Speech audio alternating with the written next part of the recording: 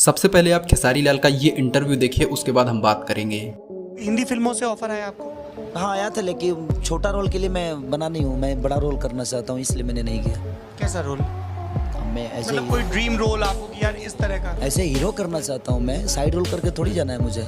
जहाँ मैं हूँ वहाँ मैं नरक का राजा पसंद करता हूँ, स्वर्ग का नौकर बनना मुझे पसंद। देखिए, काफी लोगों को लगता है कि हमारी भोजपुरी इंडस्ट्री के जो सुपरस्टार हैं, जो इस टाइम पे ग्लोबल सुपरस्टार रह चुके हैं, खेसारी लाल यादव, लोगों को ये लगता है कि भोजपुरी इंडस्ट्री से बाहर उनको कभी ऑफर नहीं है, जैसे साउथ इंडस्ट्रीज की मूवीज से या बॉलीवुड इंडस्ट्रीज की मूवीज से।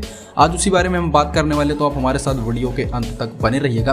देखिए, ऐसा नहीं है कि खेसारी लाल यादव को किसी बाहर की मूवी से ऑफर नहीं है या बॉलीवुड की मूवी से, बड़ी बड़ी मूवी से उनको भी काम मिलता है। जिस तरह से रवि किशन जी, मनोज तिवारी काम कर रहे हैं, इसी टाइप से खेसारी लाल यादव को भी अलग अलग इंडस्ट्री से काम मिलता रहता है। लेकिन आप देख सकते हैं दोस्तों, हमारी भोजपुरी इंडस्ट्री को छोड़कर जितने भी बड़े बड़े सुपरस्टार चले गए हैं, चाहे आप रवि किशन जी को ले लीजिए, चाहे आप मनोज तिवारी जी को ले लीजिए, वो कभी दूसरे इंडस्ट्री के अंदर एज अ हीरो नहीं बन पाए हैं। वो हमेशा साइड रोल के अंदर आपको नजर आएंगे और उन्होंने अपनी भोजपुरी इंडस्ट्री को तो छोड़ ही दिया और उसी इंडस्ट्री में वो सुपरस्टार नहीं बन पाए। तो खेसारी लाल यादव इस बात को बहुत अच्छे से जानते हैं कि अगर वो दूसरी इंडस्ट्री के अंदर गए और वहां पर एज अ हीरो नहीं बन पाए, तो इधर से भी चले जाएंगे, उधर से भी चले जाएंगे। सबसे पहला कारण तो ये है कि भोजपुरी इंडस्ट्री को छोड़कर खेसारी लाल यादव दूसरी इंडस्ट्री में काम इसलिए नहीं करते।